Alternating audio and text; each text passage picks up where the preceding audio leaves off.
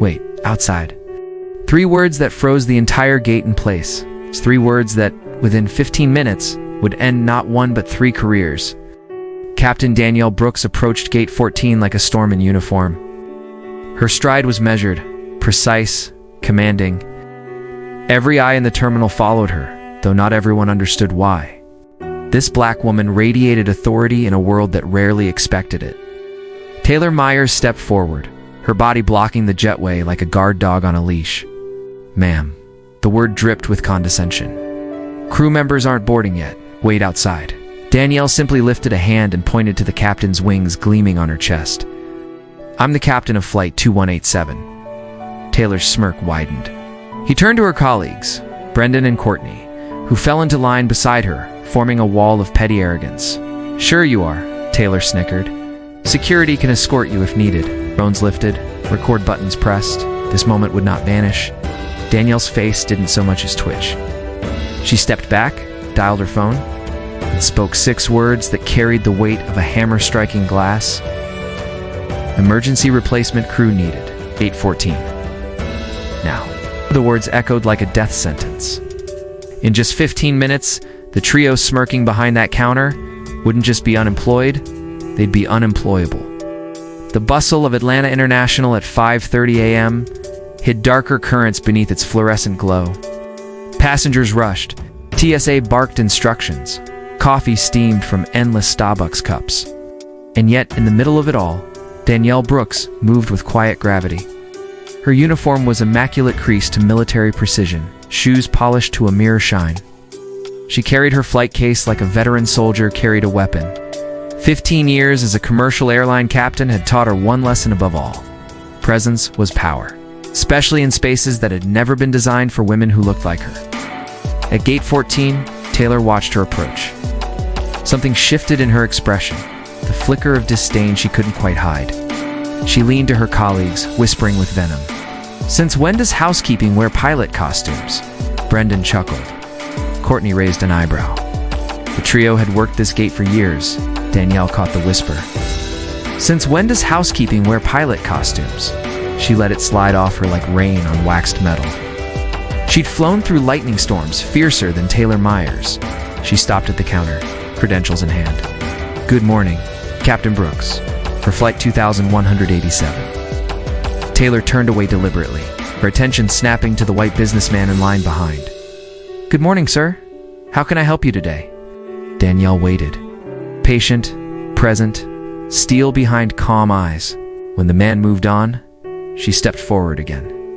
"I said Captain Brooks, for Flight 2187. Taylor's gaze skimmed Danielle's uniform, then lingered on her face. Her smile was thin, her disbelief barely masked.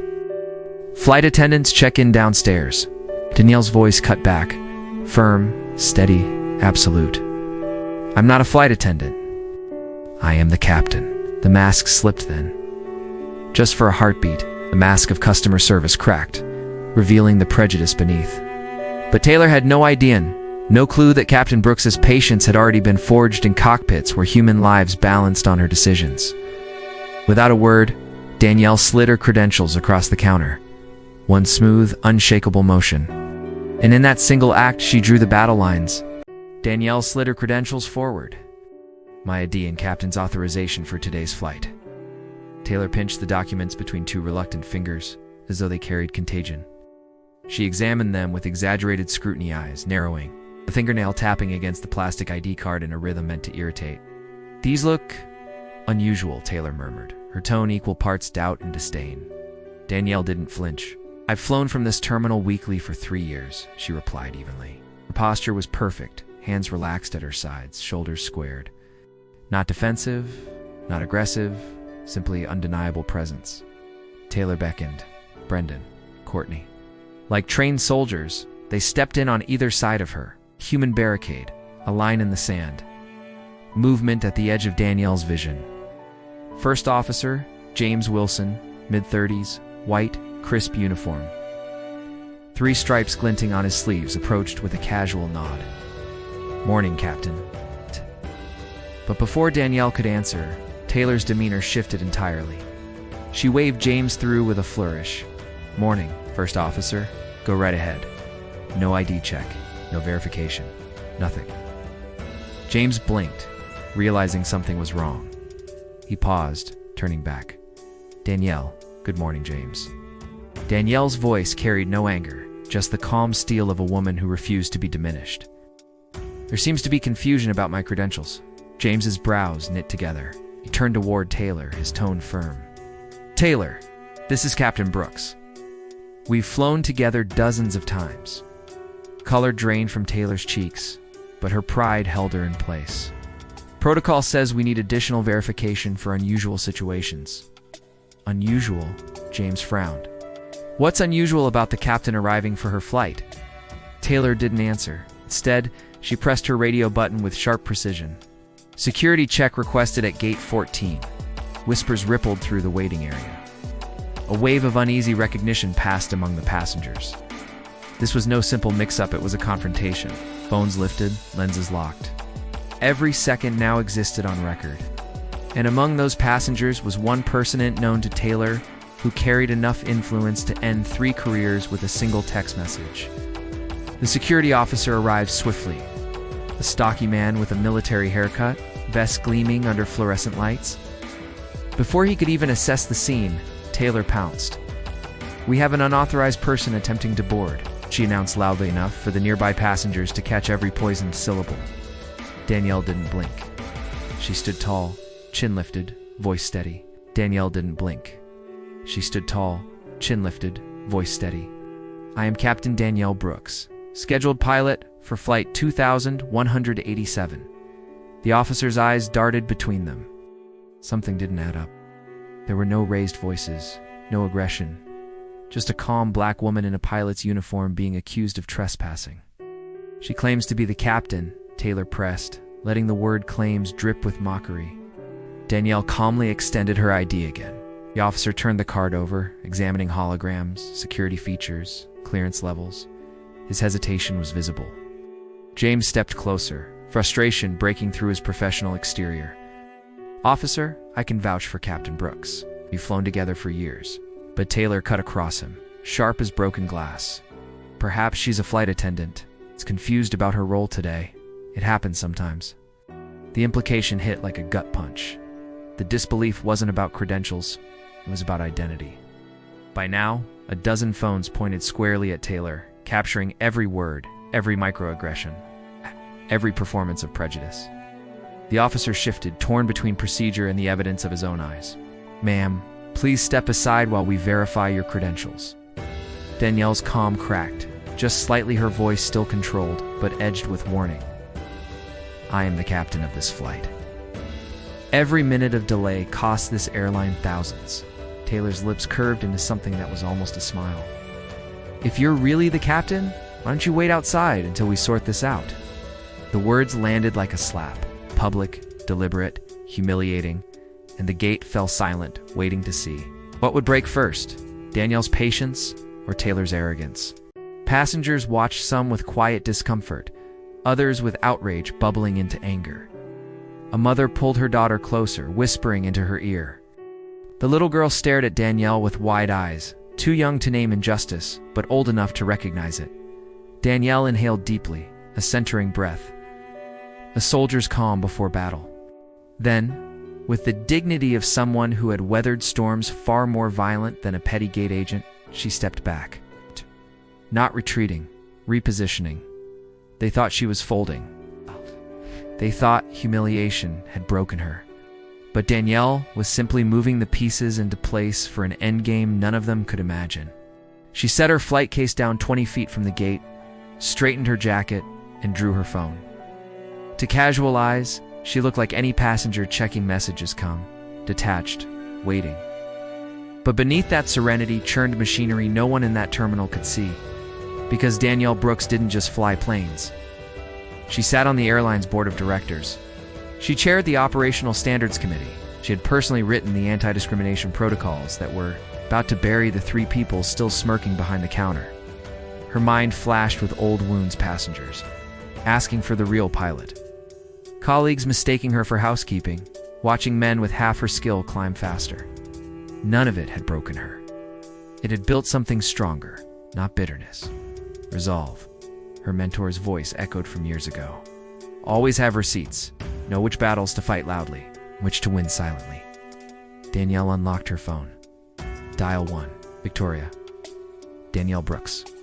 I need emergency crew replacement at gate 14. Yes, it's happening again. Document everything. Handle it fast. End call. Dial 2. Stephen. Pull the last 20 minutes of gate footage. Lock it before anyone can tamper. Do you need backup? Not yet, Danielle replied. One more call first. Dial 3. Straight to the top. Bill, it's Danielle. I'm invoking emergency authority under Section 7 of the Anti-Discrimination Protocols. On the other end, William Forrest, the board chair, stiffened. That's serious? Witnessed by a terminal full of passengers. Phones are rolling. It's already on social media. Handle it however you need. You have full board support. Danielle ended the call, slid her phone back into her jacket. From her vantage, she could see the gate agents shifting nervously, checking watches, ignoring James's attempts to reason with them. Passengers were restless. The tension was breaking, and Danielle almost smiled. Protocol, she thought. They had no idea which protocols they had just triggered, while they believed they were blocking a woman from boarding. Danielle had activated a corporate mechanism the airline hadn't used in its 20-year history. The crowd's murmurs grew louder. Cameras stayed locked on her. Danielle remained still, a statue of composure amid chaos. Then ding. The elevator doors slid open at the far end of the terminal. A tall man in a tailored suit strode out, his presence cutting through the noise like a blade. Benjamin Harris, airport manager of the Atlanta hub. He was supposed to be on a routine inspection. Instead, his morning had been hijacked by an alert flashing across his screen. Flight 2187, delayed possible discrimination incident. His pace quickened, his expression hardened. Taylor spotted him first, panic flickering across her face. She tugged her vest straight, pasted on a sugary smile. "Mr. Harris?" she chirped, voice pitched higher than normal. "Good morning, Taylor," Benjamin replied, clipped and professional. "What's the delay here?" Taylor swallowed, darting her eyes toward Brendan and Courtney like a schoolyard bully caught in the act. "We have identity verification issue. Someone claiming to be the captain presented unusual credentials." Benjamin's eyes scanned the terminal, his frown deepened. "Where is this person?" Danielle chose that moment to move. Calm, steady, each step deliberate. The terminal hushed as she crossed the distance. "I'm Captain Brooks."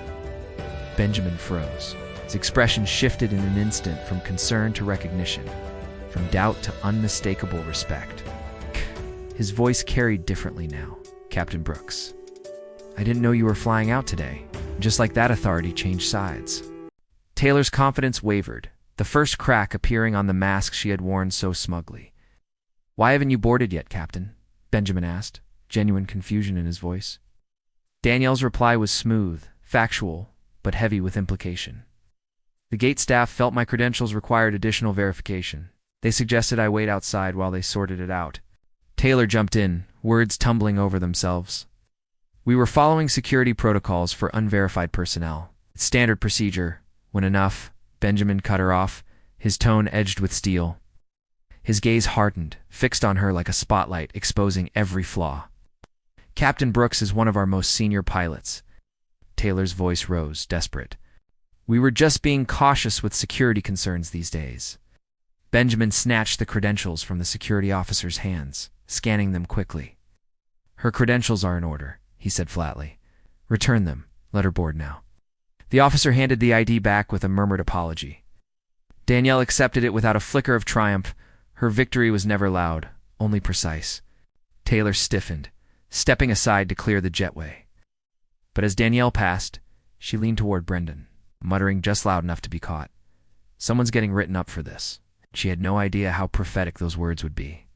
Because Taylor, Brendan, and Courtney failed to notice the three figures who had just entered the terminal. Michael Reynolds, the airline's chief of staff, flanked by HR directors Amara Johnson and David Park. Their pace was deliberate, their expressions carved from stone. Danielle stepped through the jetway, her flight case rolling behind her like an old companion. Cool cabin air greeted her familiar, grounding. Flight attendants nodded in respect, tinged with concern at her late arrival. Inside the cockpit, Danielle stowed her case. Fingers moved over switches, dials, gauges, a ritual of precision that steadied her heart. Years in the sky had taught her to compartmentalize. This morning's battle was over. Another larger one would unfold on the ground. James slid into the co-pilot's seat, shaking his head. 15-minute delay logged. What the hell was that about? Danielle didn't break rhythm. That was about more than me. Outside. Passengers filed in. Some glanced toward the cockpit door, whispering, pointing. The gate incident had become the morning's headline. I've never seen anything like that, James muttered. Not here. Not with someone like you. Danielle paused, turned. Her eyes met his. It's not about us now. It's about making sure it never happens to anyone else. Meanwhile, back in the terminal, the real storm gathered. Michael Reynolds and the HR directors moved into position at Gate 14. Taylor spotted them mid-sentence, her welcome spiel faltering. A flutter of panic rippled through her chest, though she pasted on a brittle smile. Welcome aboard Flight 433. Please have your boarding passes ready, she announced, louder than necessary. Performance for anyone still watching. Michael lingered at the edge first, observing. The HR directors tapped notes into tablets, exchanging knowing glances. 5 minutes ticked by, pressure mounting, before Michael finally approached. Taylor, he said, tone neutral, but weighted with authority. We need to discuss the incident with Captain Brooks. Taylor's smile tightened, her professional mask trembling. We were following protocol for unverified personnel. It was just a misunderstanding, I see. Michael's expression gave nothing away. Please provide your employee IDs. Statements will be required from all three of you. Brennan and Courtney exchanged alarmed glances. Taylor's smile flickered, faltered. It was just a misunderstanding, she repeated, softer this time, as if saying it enough could make it true. Michael's reply was cold and final. That will be determined in the official review. And as Taylor began scrambling for excuses, unaware that security footage was already in the hands of senior executives, the ground beneath her career began to crack. Above the chaos, Flight 2187 rolled toward the runway. Engines hummed with caged thunder. Danielle's voice over comms was crisp, precise, unshaken. Atlanta Tower, Flight 2187, ready for takeoff. Runway 27 right. Flight 2187, cleared for takeoff. Oh, runway 27 right.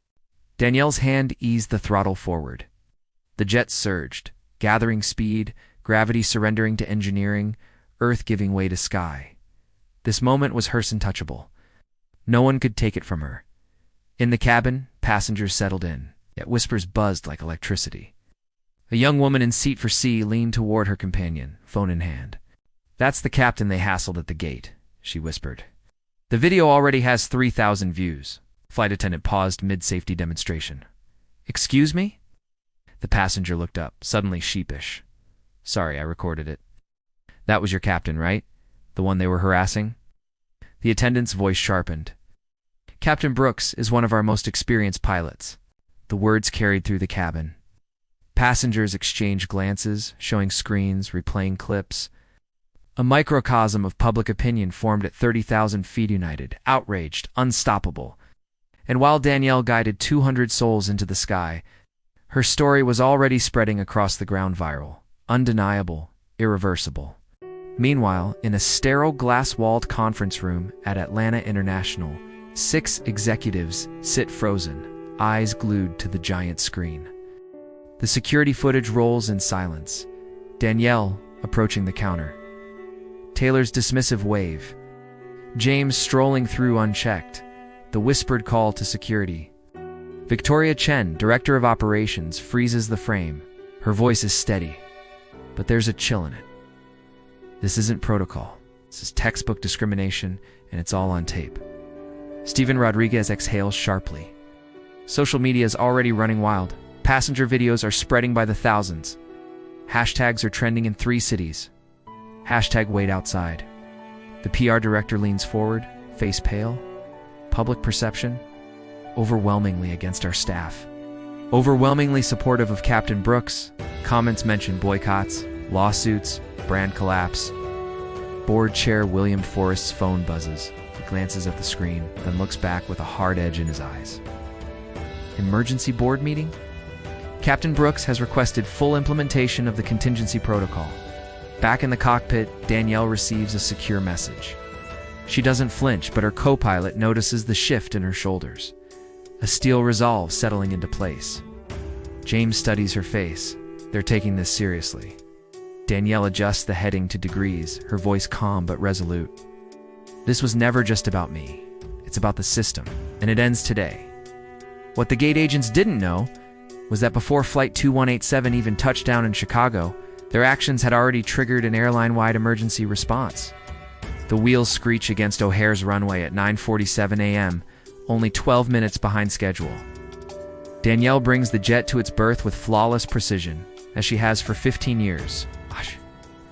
Ladies and gentlemen, welcome to Chicago O'Hare. Local time is 9:52 a.m. Thank you for flying with us. Passengers gather belongings. Some linger by the cockpit door, faces earnest. We saw what happened, Captain, a middle-aged woman says, voice firm.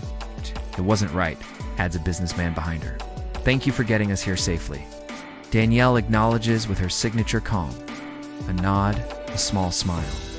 Her phone vibrates. 47 missed calls. An emergency conference in 30 minutes? Back in Atlanta, the airline's HQ buzzes like a hornet's nest. Legal teams pore over documents. Executives whisper in corners. A giant screen waits for remote board members. At the head of the room, William Forrest and CEO Margaret Simmons. The optics are catastrophic, Margaret mutters, pacing. 3 white gate agents blocking a black female captain from her own aircraft. Viral videos. Outrage, boycotts. William's reply cuts deeper. This isn't optics. This is structural failure. And we've been warned before. The screen flickers alive. Names of executives and directors populating the grid. Then a notification. Director Brooks, joining shortly. In a break room nearby, Taylor and her crew huddle around a TV replaying the footage. Taylor's face flashes on screen, her dismissive smirk magnified for the world. They're twisting it, she hisses. We were following procedure. Brendan stares at his phone, pale. It's everywhere, Taylor. April 1 is fired. Her jaw tightens. We can't lose our jobs over a misunderstanding. The conference room door opens. Silence falls.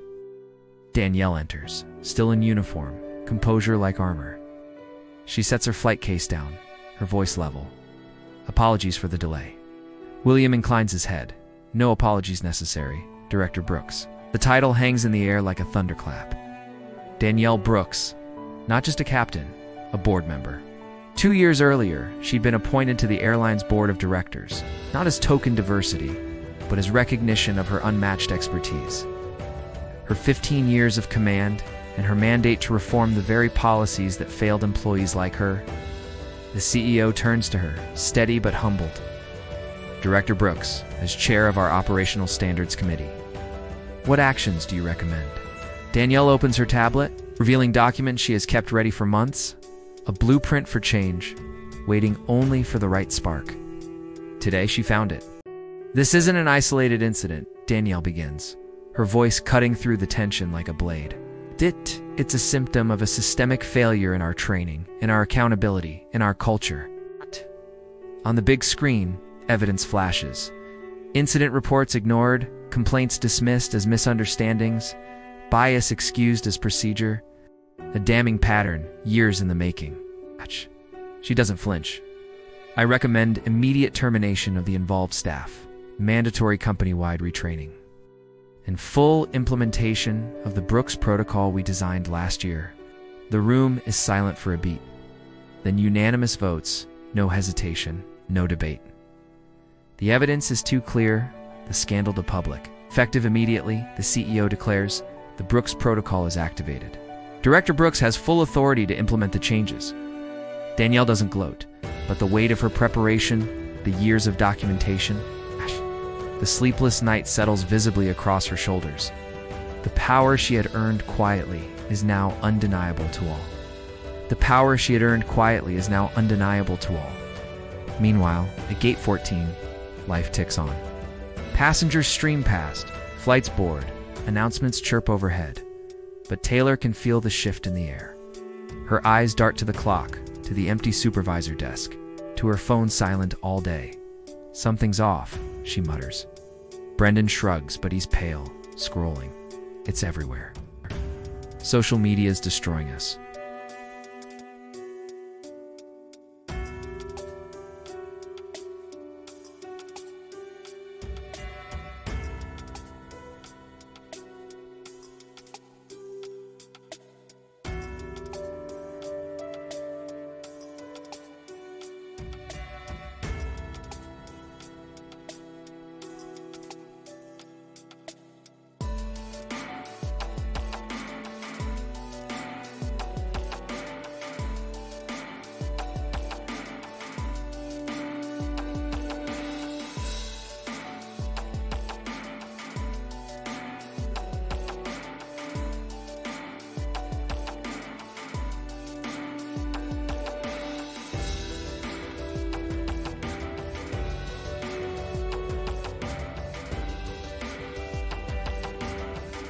We're in the middle of boarding flight 62 to maybe afterwards.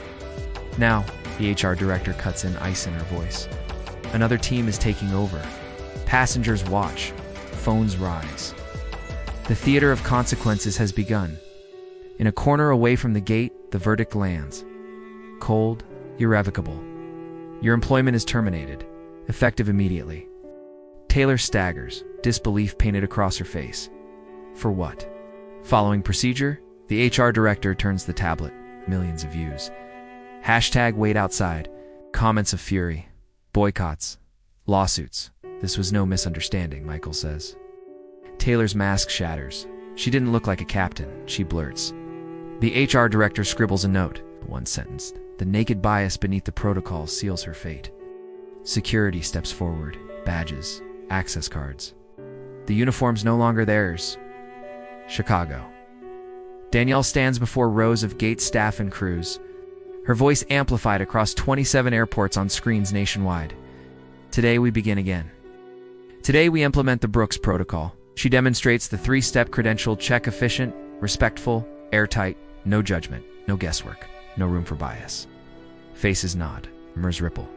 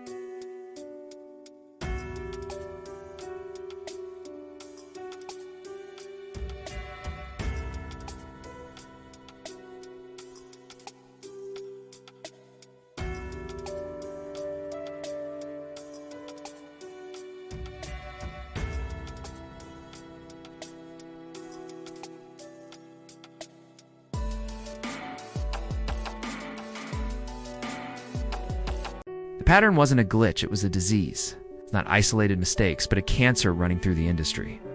Taylor clears her desk under the unblinking eyes of security. Every movement feels like humiliation on display. Photos, trinkets, 7 years of loyalty and labor reduced to a flimsy cardboard box. Her phone buzzes without mercy. News alerts. Colleagues whispering through texts. Social media feeds dissecting her name like vultures circling roadkill. This is career suicide, she mutters, shoving her favorite coffee mug into the box with trembling hands. They're throwing us under the bus for one misunderstanding. The HR director doesn't even look up as she snaps the personnel file shut. Ms. Myers, her voice is crisp, surgical. Under the terms of your termination, a note regarding discriminatory behavior will be included in your record. Taylor freezes. Can't do that. Her composure cracks, anger flooding her face. That will follow me everywhere. That's precisely the point, the HR director replies, tapping her tablet with finality. Moments later, security escorts them through the service exits. Badges gone, access revoked, stripped of identity in less than an hour. 1 minute gate agents. The next, aviation pariahs. Taylor doesn't know it yet, but the airline's blacklist has already been triggered. Silent, invisible, but impenetrable. Meanwhile, Danielle's files evolve into a devastating manifesto. Hundreds of testimonies. A mosaic of indignities. A flight attendant mistaken for a janitor. A Hispanic pilot asked if there was an American pilot available. A Muslim ground worker targeted in every random check. Each story a cut, each cut part of the wound. The evidence doesn't just point to bias, it screams institutional rot. The company scrambles. Training modules rewritten overnight. Contracts amended to include explicit anti-discrimination clauses. New reporting systems designed to be impossible to bury. Change, not because they want it, but because the weight of denial has finally become too expensive to carry. And as Danielle builds her case, Taylor watches her career disintegrate. 3 weeks later, her apartment feels like a prison of glowing rejection emails. Her one shiny resume, 7 years at a major airline, now radioactive. Every application bounced back with the same soulless response. Thank you for your interest. Unfortunately, she slams her laptop shut. This is insane. One mistake and I'm toxic. Then her phone rings. An Atlanta number. Hope flares. She lunges for it. Hello, Miss Myers, a cold voice announces. This is Gregory Winters with the Aviation Ethics Committee. We're contacting you regarding a mandatory hearing scheduled for Monday at 10 a.m. Taylor grips the phone like it might shatter. Mandatory? But I'm not even employed anymore. The hearing concerns the incident involving Captain Danielle Brooks on July 12th. Failure to appear may result in additional sanctions. Additional sanctions. As if total unemployment wasn't punishment enough. The hearing room feels like a courthouse built to intimidate. High ceilings, dark wood paneling, a raised dais of judgment. 7 committee members sit above. Taylor enters alone, no lawyer, no allies. Even Brendan and Courtney sit apart, separated like co-defendants at trial. Behind them, the observers' seats brim with power industry leaders. Airline executives, union reps, faces she recognizes from magazines and corporate websites. Watching, waiting, and at the far end of the committee table in perfect uniform sits DanielleBrooks.com, collected. Her very presence a reminder of who Taylor tried to diminish. The silver-haired committee chair calls the room to order. His voice slices through the silence. This hearing will address the discriminatory incident at Atlanta International on July 12, 2025. Involving Captain Danielle Brooks and former gate agents Taylor Myers, Brendan Collins, and Courtney Shao. The evidence rolls out like an avalanche. Security footage, shaky passenger videos, raw witness statements, every angle, every voice, every flaw of Taylor's defense magnified under unforgiving light. The evidence unfolds like a courtroom drama. Security footage. Shaky passenger cell phone videos, written statements, all painting the same picture from different angles. Each testimony, each clip, more damning than the last. Finally, the chair turns to Taylor. Ms. Myers, please explain your actions on the morning in question. Taylor rises slowly. Her hands tremble as she grips the edge of the table. I was just being cautious. You know how many threats airlines face? A committee member cuts in, voice cold, precise. Yet you allowed First Officer Wilson to pass without credential verification. Why the different standard? Taylor stammers, I knew him. He flies that route regularly. Another member interjects without missing a beat. As does Captain Brooks. According to records, she's flown from that terminal weekly for 3 years. The questions become relentless, each one stripping away her excuses. Taylor's answers grow thinner, her voice cracking as she tries to defend the indefensible. Then her former colleagues take the stand. Brendan, Courtney. Their testimonies expose years of whispered comments, offhand jokes, quiet exclusions patterns ignored until now. A spotlight turns on what had always been there, hiding in plain sight. Taylor's composure shatters. She blurts out the words that seal her fate. I didn't mean to discriminate. I just didn't think she looked like a pilot. The room stills. The sentence hangs in the air like a confession carved in stone. And then the question everyone hears without it being asked. What does a pilot look like? The answer, ugly and undeniable, is buried in Taylor's own bias. The committee deliberates only briefly because the truth is already clear. The chair's voice booms with solemn weight. Based on documented evidence of discriminatory behavior resulting in operational disruption, this committee recommends that Taylor Myers' certification for airline operations be permanently revoked. It is the aviation equivalent of exile professional death, sealed with one ruling. Brendan and Courtney received lighter punishments: suspensions, mandatory retraining, possible reinstatement. Followers, not leaders. Taylor, however, has no such shield. Throughout it all, Danielle Brooks remains silent, stoic, untouched by the chaos around her. Only once after the verdict is she approached by Taylor, whose face is twisted with desperation. "You've ruined my career over nothing," Taylor hisses, her voice sharp enough for Danielle alone. "No. You ruined your career the moment you decided your prejudice was more important than your professionalism." One sentence. That's all it takes. A scalpel cutting deeper than any punishment the committee could issue. Taylor's downfall is only the spark. Within 6 weeks, 23 major airlines adopt the Brooks Protocol. What began as scandal becomes standard. In training centers nationwide, new modules roll out. Screens flicker to life, showing a reenactment of Danielle's ordeal. Actors replay the humiliation, the denial, the confrontation at the gate. Trainees watch, some with shame, some with dawning awareness. In this incident, trainers explain, the human cost was incalculable. But the operational cost, millions in damages, lawsuits, reputational loss, forced an entire industry to change. The reforms are simple but revolutionary.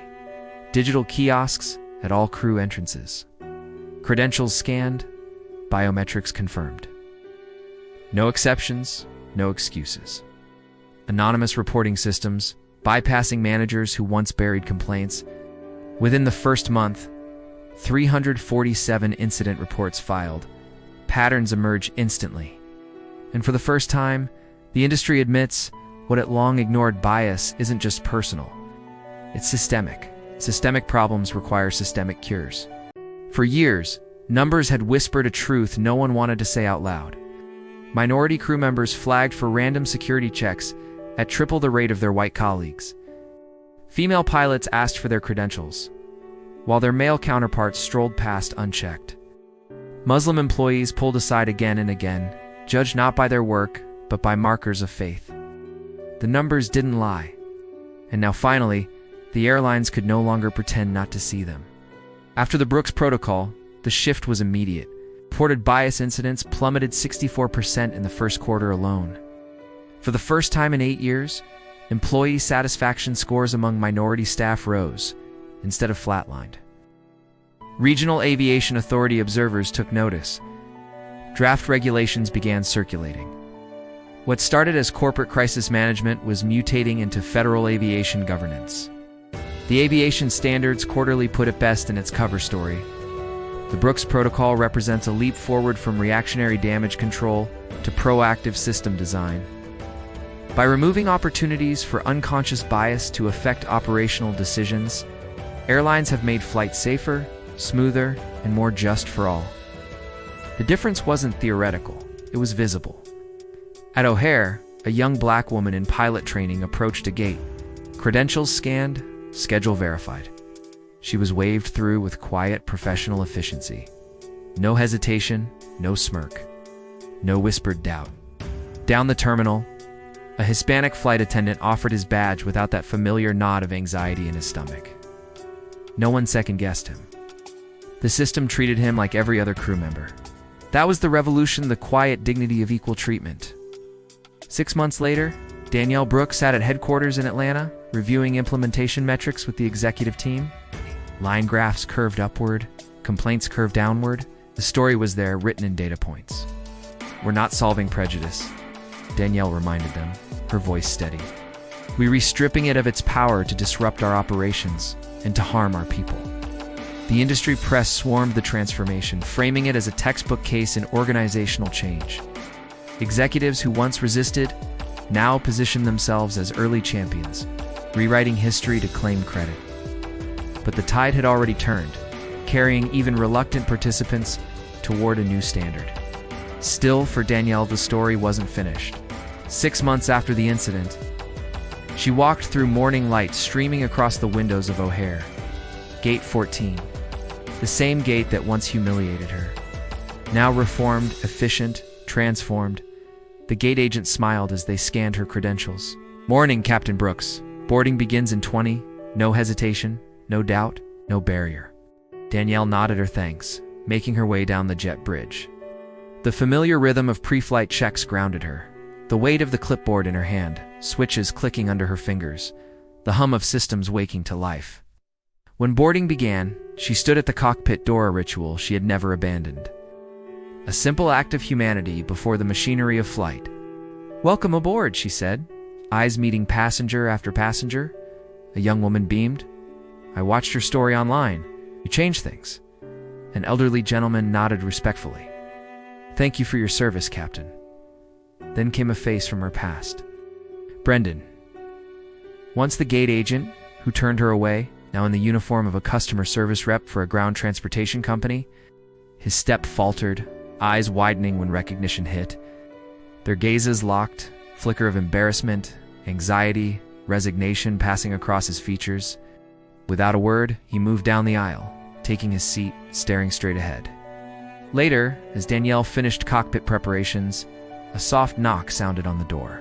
She looked up. Brendan stood there, posture tight, words rushing out before he lost the nerve. "Captain Brooks, I didn't know you'd be flying today. I want to apologize.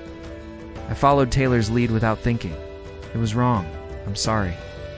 Danielle studied him, the new logo on his shirt, the lowered shoulders of someone rebuilding from the bottom. "You found other employment," she said evenly. "Entry level," Brendan admitted. I went through the sensitivity training program. It was eye-opening. I've learned a lot since then." Her face softened. "That was the goal," Danielle said quietly. "The goal was never punishment. It was change." And in that moment, surrounded by the hum of an aircraft about to rise, she realized change wasn't just possible. It was already in motion. Relief softens Brendan's features. "Thank you for that. For what it's worth, the new systems make more sense. They're clearer, fairer. That's what systems should be." Danielle offers a small nod. The exchange isn't cinematic fireworks, no raised voices, no applause. But that's the point. Real change rarely arrives in grand speeches. It happens in quiet acknowledgments, in small shifts, in people deciding to act differently than they once did. As passengers settle in, her new first officer enters the cockpit. Zara Patel, 32, one of the airline's brightest rising talents, catches the tail end of the encounter. "Was that one of them from that day?" she asks. Danielle keeps her gaze on the pre-flight checklist, her voice steady. "Yes, systems change one person at a time." Together, they run through the sequence, every switch, every lever, every system verified. Engines roar to life, obedient to human hands. The plane taxis, waiting for clearance. Atlanta Tower. Flight 2187, you are cleared for takeoff. The thrust presses them back in their seats. The ground shrinks. The horizon widens. Now clouds break, and the sky opens to endless blue. Danielle exhales slowly. Respect isn't about waiting to be recognized. It's about building systems where no one else has to wait outside again. 3 months later, Danielle stands before the board of directors, charts glowing behind her. Numbers tell the story no one can deny. 78% reduction in discrimination incidents. 12% improvement in operational efficiency. 23% increase in minority staff retention. The chair leans forward, satisfaction clear. What began as crisis management is now a competitive advantage. You've proven the model works. Your next assignment? To implement it across our international operations. Danielle nods once. The fight isn't over. It never is. But step by step, policy by policy, change takes root. Later, she pauses at the window. Planes take off and land in orchestrated patterns, proof that when systems are designed with care, safety and dignity coexist. A good system can't erase prejudice, but it can strip it of its power, she remembers. This all began with 3 words. Outside. Words that sparked a fire, dismantled barriers, and reshaped an industry. Change didn't come because one woman was powerful. It came because she refused to let broken systems stay unchallenged. Because others joined her. Together, they built something stronger. Did Danielle's journey move you? At Fate Tales, we bring you powerful, true stories of courage, accountability, and transformation moments where lives and sometimes entire systems change forever. Hit subscribe right now if you believe stories like these deserve to be told. Like and share this video to spread Danielle's lesson about dignity and systemic change. Drop a comment with your own wait outside moment when you faced a barrier and chose to push through. Because here at Fate Tales, we don't just accept that's how the world works. We tell the stories that prove it can work better.